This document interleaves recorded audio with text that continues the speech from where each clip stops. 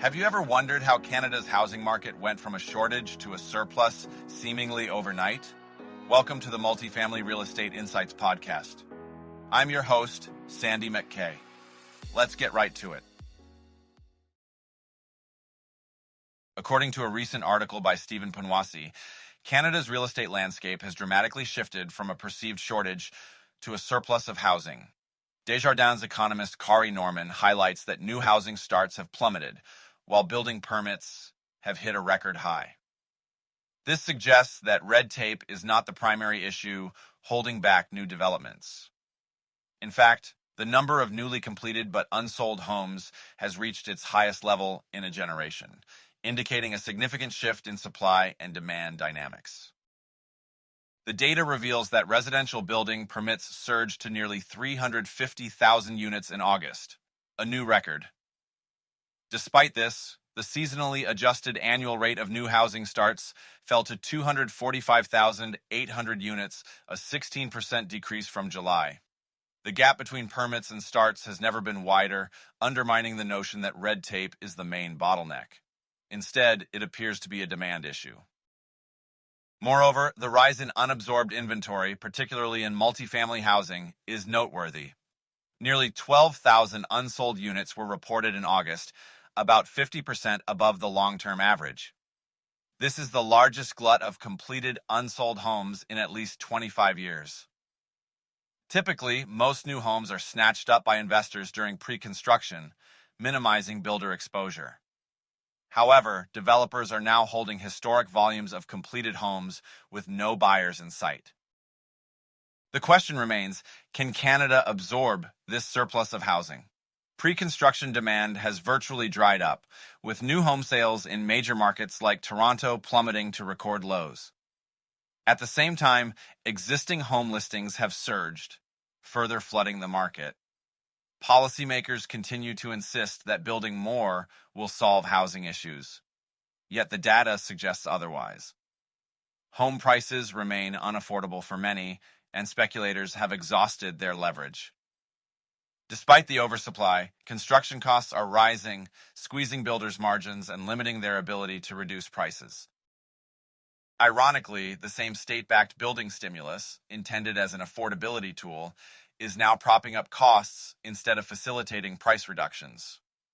Infrastructure spending is stabilizing input demand, preventing the normal deflation that follows a demand shock. It's starting to look more like a price floor reinforcement than a housing affordability plan. As always, policymakers act in the public's best interests, right? JP Morgan has announced that its commercial real estate agency and institutional capital team has been granted the Freddie Mac Targeted Affordable Housing Optigo lender license. As highlighted by Michelle Herrick, head of commercial real estate for JP Morgan, this new license underscores the company's commitment to fostering and maintaining affordable housing within local communities. Herrick stated, "Affordable housing is essential to strong communities," and emphasized that the license reflects a shared dedication with Freddie Mac to this mission. This development also reinforces JP Morgan's financial strength, underwriting expertise, and servicing capabilities, which are well recognized in the industry. John Hoffman, head of agency and institutional capital at JP Morgan, expressed enthusiasm about the expanded range of financing options now available through the TAH Optigo license. He noted that the partnership with government-sponsored enterprises allows JP Morgan to offer more tailored solutions to developers and investors focused on affordable housing. Our agency license options, combined with our institutional capital platform, give clients an array of choices to support their projects, Hoffman explained. The firm can assist clients in navigating the complexities of creating and preserving affordable housing by aligning the appropriate capital with their business strategies, whether through permanent loans, construction financing, or innovative structures tailored to their needs. Hoffman further highlighted that the creation of affordable housing is a top priority for JP Morgan and a key measure of its impact in commercial real estate. He reported that last year, the company deployed over $6 billion in debt and equity to facilitate the creation or preservation of more than 45,000 affordable housing and rental units across the United States. We're focused on expanding our reach, serving more clients in more communities, and deepening our impact, he added. JP. Morgan's goal is to significantly increase the supply of affordable housing and to be a cornerstone partner for clients, communities, and the industry.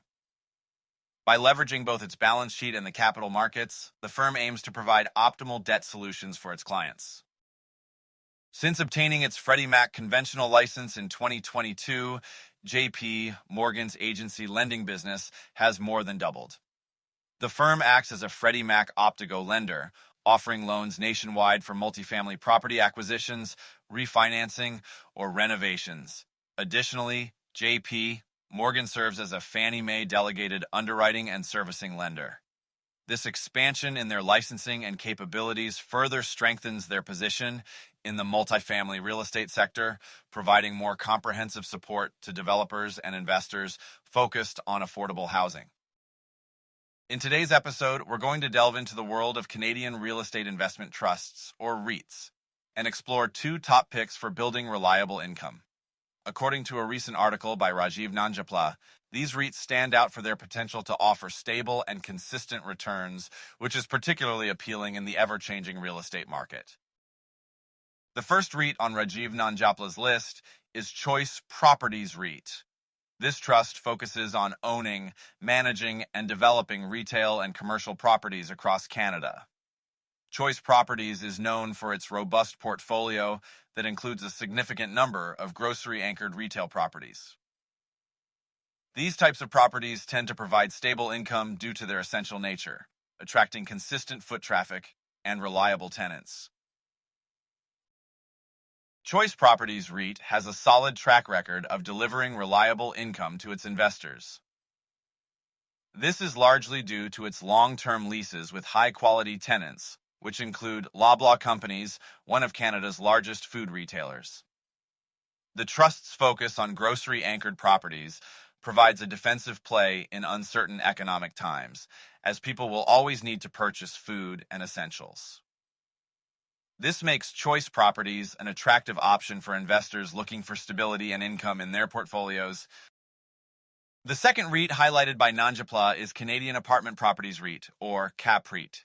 This trust is one of Canada's largest residential landlords, with a diverse portfolio of apartment buildings and manufactured home communities.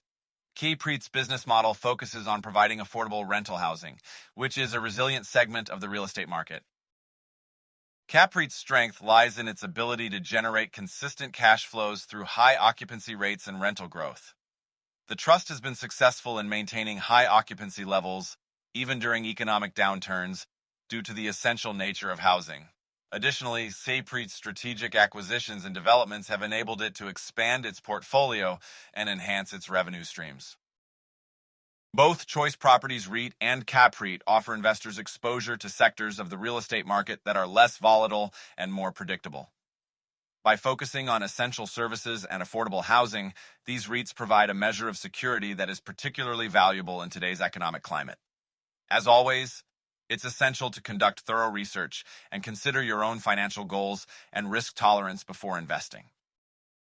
Thank you for listening to the Multifamily Real Estate Insights podcast. I'm your host, Sandy MacKay. See you on the next one.